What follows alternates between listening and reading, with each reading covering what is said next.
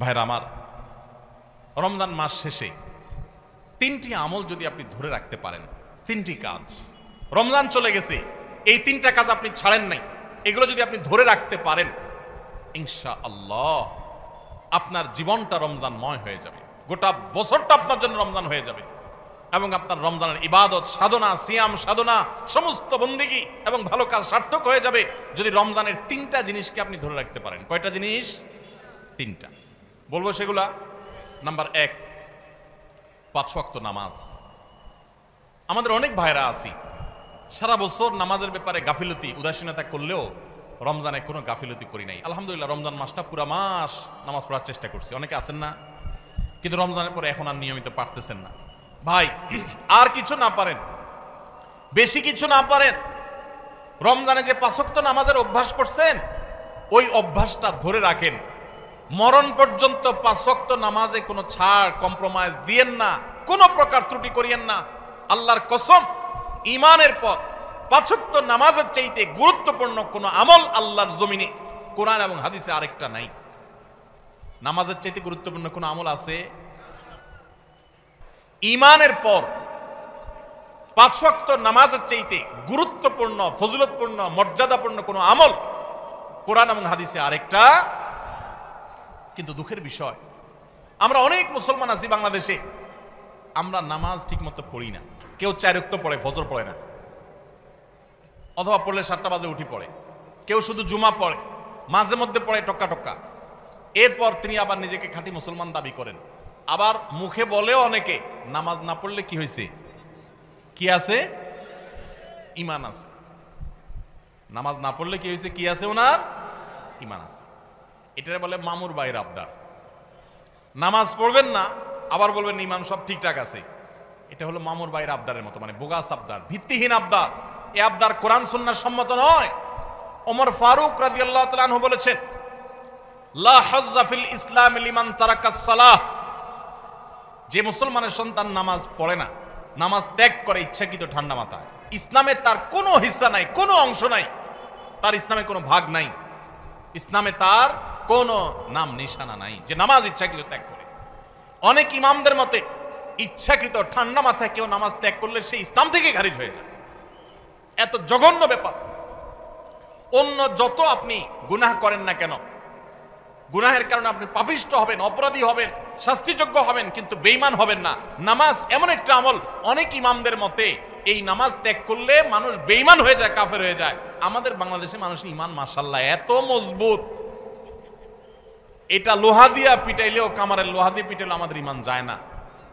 নামাজ না পড়তে না পড়তে না পড়তে না পড়তে এমনি কেবল অন্তরে মোহর পড়ে গেছে, এরপরেও সে বড় গলায় দাবি করে নামাজ না পড়লে কি হয়েছে, আমার ঈমান ঠিক আছে। ভাইরা আমার, রমাদানের এই আমলটা 5 ওয়াক্ত নামাজ সময় মতো, পুরুষরা জামাতের সাথে, মা বোনরা ওয়াক্ত মতো। মা বোনদের একটা সমস্যা হলো, অনেক মা বোনরা জোহরের নামাজটা পড়েন 3টা, 3:30টার দিকে। কেন? দুপুরে ওনারা রান্না বাড়া করেন, রান্না বাড়া করতে গিয়ে ওনারা শরীর ঘামায় টামায় যান, তখন শয়তান এসে মাসালা নিয়ে হাজির হয়। শয়তান ওনার মাথায় একটা মাসালা ঢুকায়। কি মাসালা ঢুকায়? বলে, দেখো বোন, তুমি এত কষ্ট করে এতক্ষণ রান্না বাড়া করলা, রান্না করে গেছো, গরমে ঘামায়া স্যাঁতস্যাঁতে হয়ে গেছো, এই শরীর নিয়ে তুমি আল্লাহর সামনে কেমনে দাঁড়াইবা বলো? তো এবার বোন শয়তানরে জিগায় মনে মনে আর কি, তাহলে কি করতে হবে?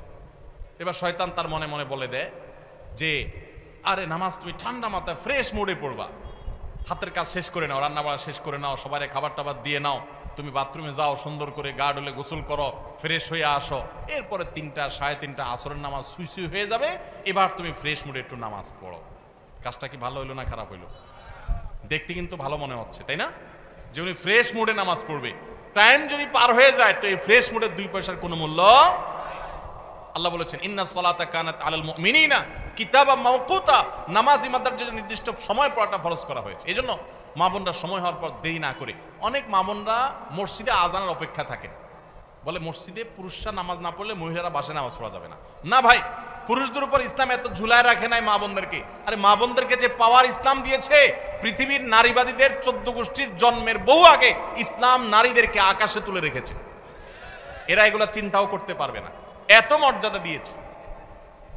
উমরা যাবেন, পুরুষ হইছেন, তো জোরে জোরে তলবিয়া পড়া লাগবে, রোজা আছেন আর গায়ে রোজা আছেন, কোনো মাফ নাই, ছাড় নাই। আর মহিলা হলে আস্তে আস্তে পড়বে, রিল্যাক্স মুড, কোনো টেনশন নাই, কি আরাম, চিন্তা করে। পুরুষ হয়েছেন 5 ওয়াক্ত মসজিদে দৌড়ায় যায়, জামাতের সাথে নামাজ পড়তে হবে। আর জামাতের সাথে নামাজ না পড়ে অবহেলা করে বাসায় নামাজ পড়ছেন তো খবর আছে, আযাব আছে, আপনি ওয়াজিব তরক করেছেন, গুনাহগার। আর মা বোন মসজিদে যাওয়ার ডিউটি নেই, বাসা পড়লেই পুরুষদের সমান সওয়াব পাবে।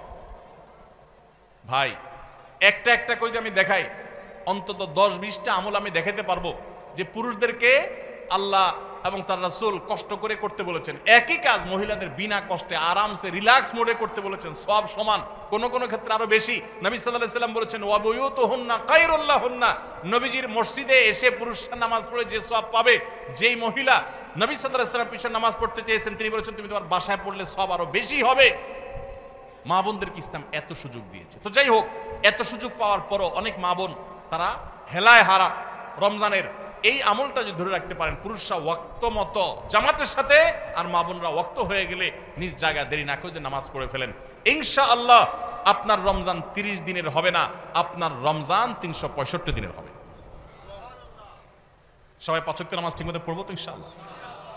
যার 5 ওয়াক্ত নামাজ যত সুন্দর সে তত আপার ক্লাসের মুসলমান, তার তাকওয়া তত স্ট্রং, তত মজবুত। যার নামাজ যত সুন্দর, নামাজ কিভাবে সুন্দর হয়?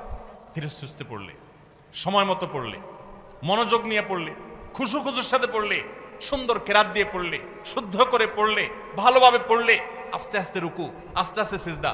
সবকিছুতে গতি ভালো না ভাই, মোবাইল নেটে গতি ভালো, নামাজের মধ্যে গতি ভালো না।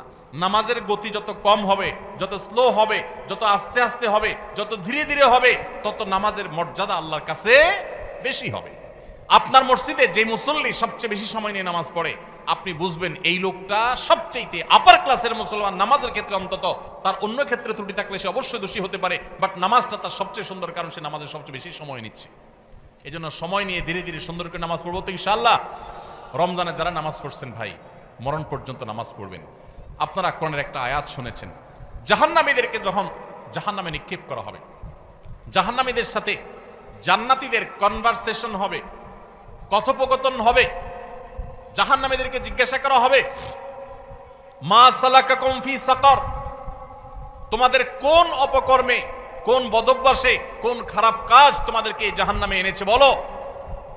তারা বলবে ভাই ক্বালু লাম নাকু মিনাল মুসাল্লিন, ক্বালু লাম নাকু মিনাল মুসাল্লিন। জাহান্নামীরা বলবে আমাদের যেই অপকর্মে, যেই পাপের কারণে আজ জাহান্নামে আসতে হয়েছে, সে পাপ হলো যে আমরা মুসল্লি ছিলাম না দুনিয়াতে, 5 ওয়াক্ত নামাজ ঠিকমতো পড়তাম না। ভাইরে, যা করেন না করেন সবকিছুর আগে 5 ওয়াক্ত নামাজটা ঠিক করেন। ইমানদারের জীবন যাবে, নামাজ যেতে পারে না ভাই, কোনো অবস্থাতে না, কোনো অবস্থাতে না। নামাজ ত্যাগ করার কোনো সুযোগ নেই। নামাজ এমন ইবাদত, দেখেন আপনার কাছে যদি পানি না থাকে, ওযু করার মতো পানি না থাকে, তাহলে তো নামাজ মাফ নাকি? যে পানি নাই বেচারা কি করবে? পানি না থাকলে কি করতে হবে? মাটি দিয়ে তায়াম্মুম করতে হবে। আপনার সতর ঢাকতে হয় নামাজের জন্য, পুরুষের নাভি থেকে হাঁটু পর্যন্ত। সতর ঢাকার মতো কাপড়ও যদি না থাকে, এরকম কোন পরিস্থিতি আল্লাহ না করুন যদি আপনি পড়েন, তাহলে তো নামাজ মাফ নাকি? জি না। ওই অবস্থায় নামাজ পড়তে হবে। কেউ কেবলা কোন দিকে, কেবলার দিকে নামাজ পড়া ফরজ, এটা নামাজের শর্ত যে কেবলামুখী হওয়া। এখন কেবলা কোন দিকে আপনি কোনোভাবে জানতে পারছেন না, আকাশ মেঘলা বা কোনো কারণে এমন জায়গায় আছেন সূর্য দেখছেন না, কোনো কম্পাস নাই, এমন জায়গা আছেন কেবলা কোন দিকে আপনি সেটা ফাইন্ড করতে পারছেন না। তো ফাইন্ড আউট করতে না পারলে, কেবলা নিরূপণ করতে না পারলে নামাজ মাফ নাকি? তাহলে কি করবে? কাউকে জিজ্ঞাসা করে পারলে পড়বে। আর জিজ্ঞাসা করার মতো কোনো লোক না থাকলে, কেউ যদি তথ্য দিতে না পারে সঠিক, তাহলে যেই দিকে কেবলা বলে তার মন বলবে সেদিকে ফিরে নামাজ পড়বে, তারপর নামাজ মাফ নাই। কেউ যদি দাঁড়ায় নামাজ পড়তে না পারে, অসুস্থ হয়ে পড়ে, তাহলে তো মাফ নাকি? আল্লাহু আকবার। দাঁড়ায় পড়তে পারে না, তাও মাফ নাই। কি করতে হবে? বসেও যদি পড়তে না পারে, হসপিটালে বেডে হাত পা সব ব্যান্ডেজ করা, শোয়া আছে, বসার ক্ষমতা নেই, তাহলে তো মাফ নাকি? আল্লাহু আকবার। ওই অবস্থায় নামাজ পড়তে হয়। কিভাবে নামাজ পড়বে সে? ইশারায়, চোখের ইশারা নামাজ পড়বে, মনে মনে নামাজ পড়বে, যতক্ষণ পর্যন্ত তার সেন্স আছে, হুঁশ আছে। নামাজ মাফ নাই, সেন্স চলে গেছে, বেহুশ হয়ে গেছে, 5, 7, 10 দিন বেহুশ সেন্সলেস চলে গেছে, তাহলে ভিন্ন কথা। সেন্স নাই, তার আর নামাজ নাই।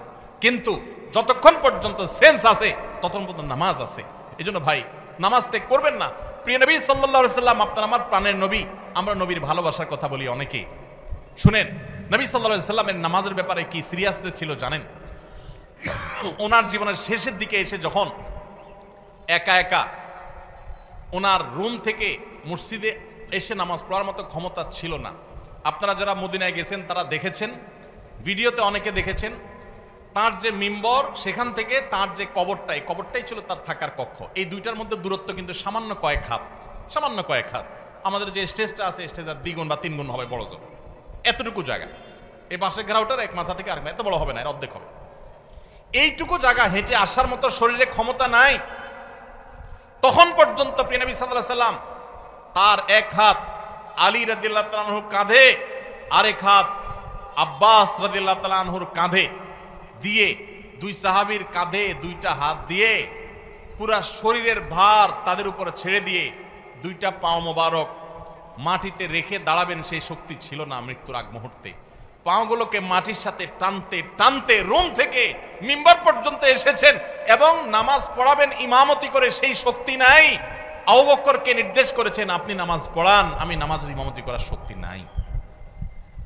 ভাইরা আমার, এরকম কঠিন সময় পর্যন্ত প্রিয় নবী সাল্লাল্লাহু আলাইহি ওয়াসাল্লাম নামাজ ত্যাগ করা তো দূরের কথা, জামাত পর্যন্ত ত্যাগ করেননি।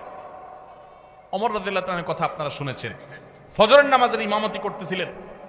ওই সময় ফিরোজ আল-লুলু নামে একজন অগ্নি পূজক, ইসলামের দুশমন, খঞ্জর লুকিয়ে এনেছিল কাপড়ের মধ্যে। যখন তিনি নামাজের মধ্যে আসেন, এমন একটা পজিশনে আসেন যে তিনি নামাজের গভীরে প্রবেশ করে গেছেন, তখন খঞ্জর আঘাত করেছে তার খঞ্জর দিয়ে তার পেটে, সাথে সাথে নাড়ি বুড়ি বের হয়ে এসেছে, রক্তে সব ভেসে গেছে, উনি পড়ে গেলেন নামাজের মধ্যে। কিন্তু সবাই ধরাধরি করে তাকে নিয়ে যাওয়া হলো, নিয়ে গেলেন, তিনি সেন্সলেস হয়ে যাচ্ছেন, রক্ত শূন্য হয়ে, মৃত্যুর ঠিক আগ মুহূর্তে, এর কিছুক্ষণ পরেই মারা গেছেন।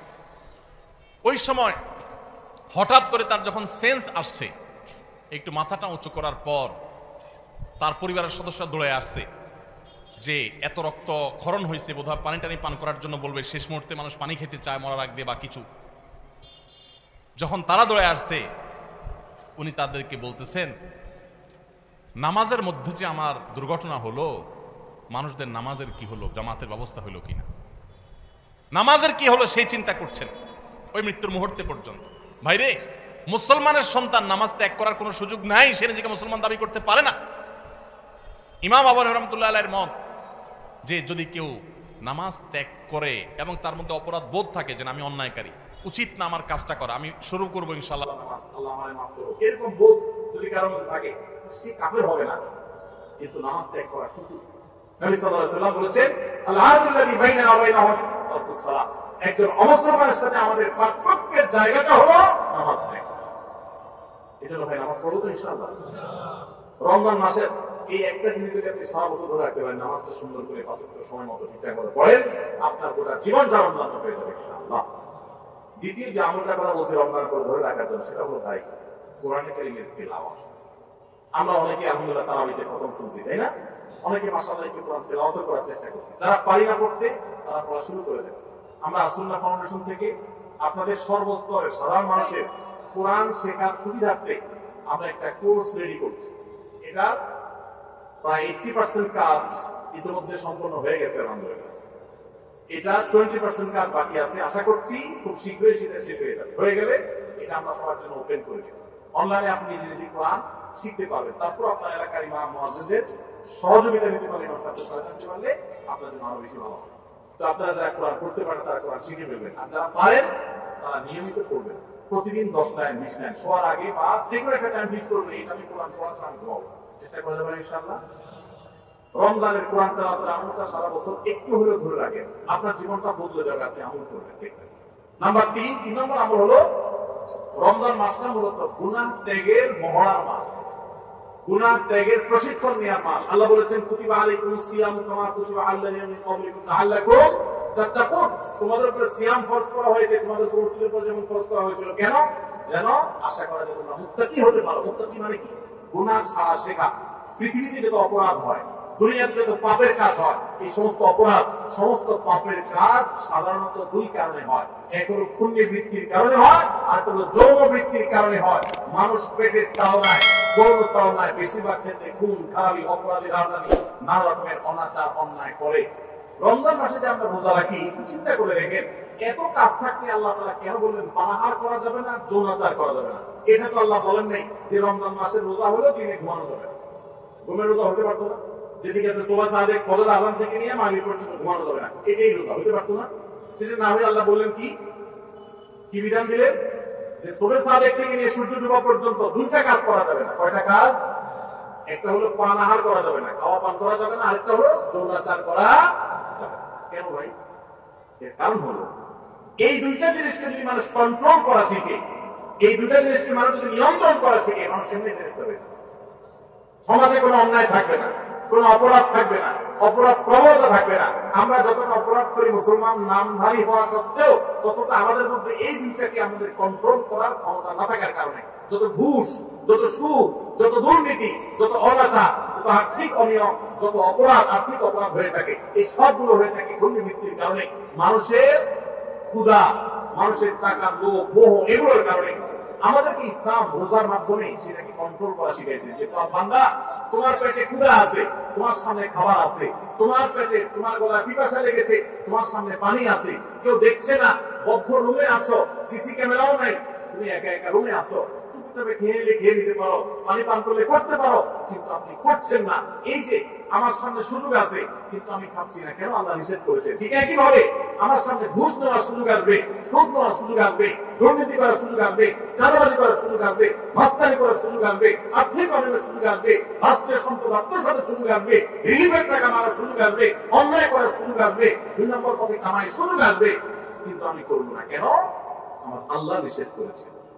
যে আল্লাহর ভয়ে রোজা রেখে আমি খাই নাই, যে আল্লাহর ভয়ে রোজা রেখে আমি পান করি নাই, যে আল্লাহর ভয়ে আমার পিপাসা ছিল, ক্ষুধা ছিল, খাবারও ছিল, কিন্তু আমি সেগুলো বলি নাই, সেই আল্লাহর ভয়ে আমি সারা বছর যদি দুর্নীতি ছেড়ে দিই, তাহলে সমাজটা ফেরেশতা হয়ে যাবে না?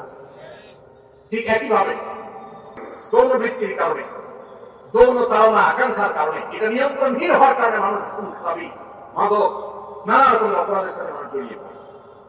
ইসলাম বলেছে আমাদের রোজার মাধ্যমে সেটাকে কন্ট্রোল করা শিখি। দেখুন, গোটা পৃথিবী, ভোগবাদী দুনিয়া, আজকের এই পৃথিবী আপনাকে শুধু ভোগের কথা বলবে। যত বিজ্ঞাপনী বিলবোর্ড দেখবেন, যত প্রচারপত্র দেখবেন, যত বিজ্ঞাপনী ভিডিও দেখবেন, যত অ্যাডভার্টাইজমেন্ট দেখবেন, সবগুলো দেখবেন ভোগ, ভোগ এবং ভোগ। এই যে পয়লা বৈশাখ গেল, শুধু ভোগ, আর কিচ্ছু নাই। খাও দাও, ফুর্তি করো, জামা কাপড় পরা, বাস শেষ। ঈদ আপনাকে বলেছে ভোগ করো, কিন্তু তার আগে ত্যাগ করো। ফিতরা দিয়ে গরিবের মুখে হাসি ফুটাও, এরপর তুমি হাসো। কোরবানির গোশত থেকে নিজে খাও, ওয়া তা'মুল বাইসাল ফকির, গরিবকে খাওয়াও। ইসলামের উৎসবে ভোগও আছে, ত্যাগও আছে, কিন্তু এই সমস্ত বর্ষবরণ টরণ, এই সমস্ত অনুষ্ঠানে শুধু ভোগ আছে, এগুলোতে কোনো ত্যাগের শিক্ষা নাই। গোটা সমাজ আজ উচ্ছন্নে চলে যাচ্ছে, গোটা সমাজ আজ নষ্টের দ্বার প্রান্তে চলে যাচ্ছে। এর অন্যতম প্রধান কারণ হলো আমরা একটা ভোগবাদী পৃথিবীতে আছি। এখন আমাদের সবাই শুধু ভোগ করা শিখে, ত্যাগ শিখে না। এখন সেই যুবক সমাজে পাওয়া যায় না যেই যুবক সে তার সিটটা একজন বয়োজ্যেষ্ঠ মানুষের জন্য স্যাক্রিফাইস করে পাবলিক পরিবহনে উঠে। সেই যুবক পাওয়া যায় না যেই যুবক একজন মুরব্বী মানুষকে দেখে রেসপেক্ট করে রাস্তার পাশে দাঁড়িয়ে শ্রদ্ধা ভরে তাকে সালাম নিবেদন করে। এখন উচ্ছৃঙ্খল যুবক পাওয়া যায়, কিশোর গ্যাং পাওয়া যায়, অপরাধী পাওয়া যায়, সন্ত্রাসী পাওয়া যায়, মাদকের চোরাকারবারি পাওয়া যায়, উচ্ছৃঙ্খল সন্ত্রাসী, মাস্তানি করা, চাঁদাবাজি করা যুবক পাওয়া যায়। কিন্তু সমাজে সেই ভালো যুবক হারিয়ে গেছে, কারণ ইসলাম আমাদের জীবন থেকে হারিয়ে গেছে। রমজানের রোজা আমাদেরকে এই বার্তা দিয়েছে যে তোমার খাদ্যের চাহিদাকে, তোমার টাকার লোভকে, তোমার অর্থের মোহকে, তোমার যৌন আকাঙ্ক্ষাকে, এগুলো তুমি কন্ট্রোল করো। রোজা রাখার মাধ্যমে শেখো যে এই টাইমের মধ্যে তুমি করবা না, মনে চাইলেও, সুযোগ থাকলেও তুমি করবা না। তোমার সামগ্রিক জীবনে যখনই কোনো অন্যায়ের হাতছানি আসবে, অপরাধের হাতছানি আসবে, অপরাধের সুযোগ তৈরি হবে, দুর্নীতি করার সুযোগ তৈরি হবে, তোমার কোনো গুনাহের কাজ করার সুযোগ তৈরি হবে, মনেও চাইবে, কিন্তু তুমি করবে না। কেন? কারণ আল্লাহ নিষেধ করেছেন, কেউ দেখছে না, আল্লাহ দেখছেন। আল্লাহর ভয় তুমি নিয়ন্ত্রণ করবে। এই নিয়ন্ত্রণটাই রোজা মাস আমাদেরকে শিক্ষা দেয়। রমজান মাস চলে গেছে, আর কিছু করতে না পারেন, রমজানের এই শিক্ষাটা যদি আপনি ধরে রাখতে পারেন, সারা বছর জুড়ে আপনার অফিসে যখন দুর্নীতি করার সুযোগ আসে, তখন যদি আপনার মনে হয় আমি তো রোজা রেখে খাই নাই, পান করি নাই, আল্লাহর ভয়ে কেউ দেখে নাই, তারপরেও করি নাই, তাহলে এখন যে আমি 2 নম্বরই করব, আল্লাহ কি দেখছেন না? আল্লাহ কি এটা নিষেধ করেন নাই যে আল্লাহ রোজা রেখে আমাকে হালাল খানা খেতে নিষেধ করেছেন, হালাল পানীয় পান করতে নিষেধ করেছেন? সেটাকে যদি আমি এত গুরুত্বের সাথে মেনে থাকি, তাহলে এখন হারাম ঘুষ কিভাবে আমি নিতে পারি, হারাম দুর্নীতি কিভাবে আমি করতে পারি, চাঁদা কিভাবে আমি নিতে পারি? আমার তো আল্লাহর ভয় হওয়া উচিত। আল্লাহর সামনে দাঁড়াতে হবে, আল্লাহর সামনে কাপন পড়ে যেতে হবে, সব রেখে চলে যেতে হবে। এই ভয় যদি আপনার মধ্যে কাজ করে, এটা যদি জাগ্রত হয়, আল্লাহর কসম আপনি আল্লাহর ব্যাপারে সুধারণা করতে পারেন, আপনার রোজা সাকসেস, আপনার রমজান সফল, আপনার রমজান আল্লাহর ইবাদত বন্দেগী আল্লাহর যেগুলো করেছেন সেগুলো আল্লাহ কবুল করেছেন, এটা আপনি ধারণা করতে পারেন। যদি রমজান যাওয়ার পরে আপনার অপরাধ করার সময় মনে পড়ে আমি না রোজা রেখে পানাহার করি নাই আল্লাহর ভয়ে, তাহলে এখন এই অন্যায়গুলো করা যাবে না। কার ভয়ে? আল্লাহর ভয়ে। তাহলে 3 নম্বর আমল হলো, রমজান চলে গেছে কিন্তু রমজানের শিক্ষাটা রয়ে গেছে। শিক্ষাটা কি? যে আল্লাহর ভয়ে সমস্ত পাপাচার থেকে, সমস্ত অনাচার থেকে, সমস্ত অন্যায় থেকে বেঁচে থাকবো। বিশেষ করে আপনারা এখানে বেশিরভাগ মানুষ যুবক ভাইরা আছেন, 2-4 জন বন্ধু বান্ধব যখন একসাথে হন, বাসে উঠলেন, মনে করেন কন্ট্রাক্টরের সাথে 1 কথা থেকে 2 কথা বেশ কম হয়ে গেল, শরীরটা, বন্ধু বান্ধব যখন 4-5 জন থাকেন, কলেজ স্টুডেন্ট হন, তখন কিন্তু শরীরের মধ্যে একটা ভাব চলে আসে, আসে না?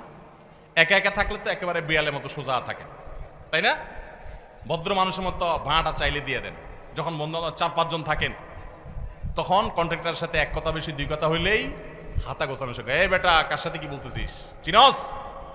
মাস্তানি শুরু হয়ে যায় না? ছোট লোকরা মাস্তানি করে, খুব ভালো করে শুনে রাখবেন। কোনো বড় মানুষ, বড় মনের মানুষ, ভালো মনের মানুষ মাস্তানি করে না। গুন্ডামি, মাস্তানে, গায়ের জোর দেখা সব অভদ্র, ছোট লোক, নিচু লোক। কোন ভদ্রলোক কখনো মানুষকে গায়ের জোর দেখাবে?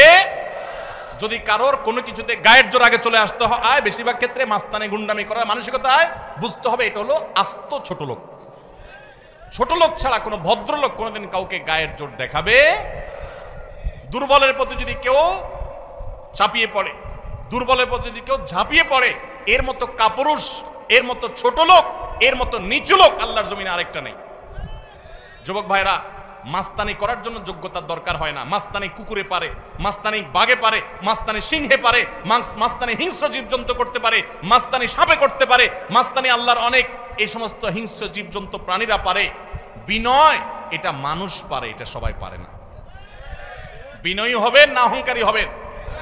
মাস্তানি করবেন না মানুষ উপকারী করবেন? গুন্ডামি করবেন না ভালো মানুষ হবেন? আল্লাহ আমাদের যুবকদেরকে আদর্শ যুবক হওয়ার তৌফিক দান করুন। আল্লাহ আমাদের যুবকদেরকে সমাজের সেরা মানুষ হওয়ার তৌফিক দান করুন। যুবক ভাই, 4-5 বন্ধু যখন মিলবেন, মাস্তানি না করে কোথাও একটা সাঁকো ভেঙে গেছে, কয়েকটা বাঁশ নিয়ে কয়েক যুবক বন্ধু মিলে সেটা ঠিক করে দেন। করে একজন বৃদ্ধ, তিনি কষ্টে আছেন, তার বোঝাটা 2-3 বন্ধু, 4 বন্ধু মিলে একটু তুলে দেন, হালকা করে দেন। ভাইরা আমার, মাস্তানিতে মজা পান আপনারা, আমি জানি। গুন্ডামিতে এক ধরনের মজা পাওয়া যায়, একটু ভাবসাব জাহির হয়, শরীরের মধ্যে একটা অবস্থা তৈরি হয়, বুঝি। কিন্তু ভাই, কখনো কি আপনি একটু বিনয়ী হয়ে দেখেছেন? আপনি কখনো বিনয়ী হয়ে দেখেছেন? সালহাতু সঙ্গে বুদি দিল খারাস আজমুদে এক জামানা খাকে বাস। বহু বছর তো পাথর হয়েছিলেন, গুন্ডামি মাস্তানি বহু করেছেন, গায়ের জোর বহু দেখিয়েছেন। প্লিজ পরীক্ষা করে হলেও কিছু কালের জন্য একটু মাটি হয়ে দেখেন। আল্লাহর কসম, গুন্ডামি করে যে মানসিক শান্তি পান, আপনি মাটি হয়ে, বিনয়ী হয়ে মানুষের উপকারী হতে পারলে তার চেয়ে বেশি শান্তি পাবেন। মানসিক শান্তি, সুখ পাবেন, সুখ, ভালো লাগে কাজ করবে। সবাই বিনয়ী হবে তো ইনশাআল্লাহ। চায়ের দোকানে যুবক যদি একা একা বসে, তো মেসিয়ার, টি বয়, চায়ের দোকানের কর্মচারী ওই লোকটাকে ভদ্রলোকের মতো বলে, ভাই একটা চা হবে, বা চাচা একটা চা দিবেন। আর বন্ধু বান্ধব যখন 4-5 জন থাকে, আড্ডা ফাড্ডা মারে, শরীরে একটু ভাবসাব আসে, তখন আপনার একবারে বেশি 2বার বলা লাগে, তো দেখান যায় টোন চেঞ্জ হয়ে যায়। এই তোমার কাছে চা চাইছিলাম না, কানে শোনো না? মানুষ মনে হয় না নাকি? থাপ্পড় শুরু টেবিলে মনে। ছোট লোক। কি লোক? ছোট লোক। ভালো করে বলেন, কি লোক? গুন্ডামি করে কি লোকে? মাস্তানি করে কারা? গায়ের জোর দেখায় কারা? কোন ভদ্রলোক এগুলো করে? ভদ্রলোক হবেন না ছোট লোক হবেন? মানুষের মধ্যে পশুত্ব আছে, পশুত্ব। রমজান মাসে আমাদের এই পশুত্বকে নিয়ন্ত্রণ করতে শিখায়। নিয়ন্ত্রণ, খাইতে চায়, খাই, খানাও আছে কিন্তু খাওয়া যাবে না। এই যে পশুত্ব, কন্ট্রোলের জন্য শিখাচ্ছে। আমার চাইলেই সবকিছু করবো না আমি, নিষেধ সেটা আমি করব না। এই জন্য পশুত্ব কন্ট্রোল যদি করতে পারেন, রমজান চলে গেছে কিন্তু রমজানের শিক্ষাটা যদি আপনার মাথায় চলে আসে, আপনি একটা অন্যায় কাজ যদি ছাড়তে পারেন রমজানের শিক্ষা থেকে শিক্ষা অর্জন করে, তাহলে ইনশাআল্লাহ রমজান আপনার সার্থক। তাহলে 3টা আমল বলছিলাম ভাই, ধরে রাখেন। নাম্বার 1, রমজান মাস চলে গেছে, 5 ওয়াক্ত নামাজ ছাড়বেন না ভাই, কখনো না। জীবন চলে যাবে, নামাজ ছাড়বেন না, চেষ্টা করা যাবে না ইনশাআল্লাহ। 2 নম্বর হলো রমজান চলে গেছে, রমজানে কোরআন তেলাওয়াতটা ধরে রাখবেন, হোক সেটা পরিমাণে অল্প অল্প করে পড়া। আর 3 নম্বর হলো যে রমজান মাস চলে গেছে, রমজানের সবচেয়ে বড় এবং প্রধান শিক্ষা হলো সকল গুনাহ পাপের কাজ ছাড়া সকল অন্যায় সকল পাপাচার ছেড়ে দিবেন। রমজানের শিক্ষা এটা। ওইটা যদি আপনি একটু ধরে রাখার চেষ্টা করেন, সব ছাড়তে না পারেন, কিছু কিছু গুনাহ যদি ছাড়তে পারেন, কিছু কিছু বদভ্যাস যদি ছাড়তে পারেন, ইনশাআল্লাহ আপনার রমজান শুধু 1 মাসের হবে না, আপনার 12 মাস রমজান হয়ে যাবে, আপনার জীবনটা রমজানময় হয়ে যাবে। চেষ্টা করা যাবে না ইনশাআল্লাহ। ও আরশে আজিমের মালিক, আপনি আমাদের সবাইকে তৌফিক দান করেন, আমাদের সবাইকে মুত্তাকি বানায় দেন, মুত্তাকিদের ইমাম বানায় দেন, মুখলেস নিষ্ঠাবান মানুষ বানায় দেন, নামাজ কায়েমকারী বানায় দেন, সুন্দরভাবে সালাত আদায়কারী বানায় দেন, আল্লাহ কোরআন তেলাওয়াতকারী বানিয়ে দেন, আমাদের অন্তরগুলোকে বিগলিত করে দেন, আমাদেরকে ভালো মানুষ বানায় দেন, ভালো মুসলমান বানায় দেন, নেককার বানায় দেন, মুত্তাকি বানায় দেন, গুনাহ বর্জনকারী বানায় দেন। আল্লাহ, গুনাহ করার স্বাদ আমরা পেয়েছি, আমাদেরকে গুনাহ ছাড়ার স্বাদটা আস্বাদন করার তৌফিক দান করেন। সবার চেষ্টা করবো না ইনশাআল্লাহ। আল্লাহ আমাদের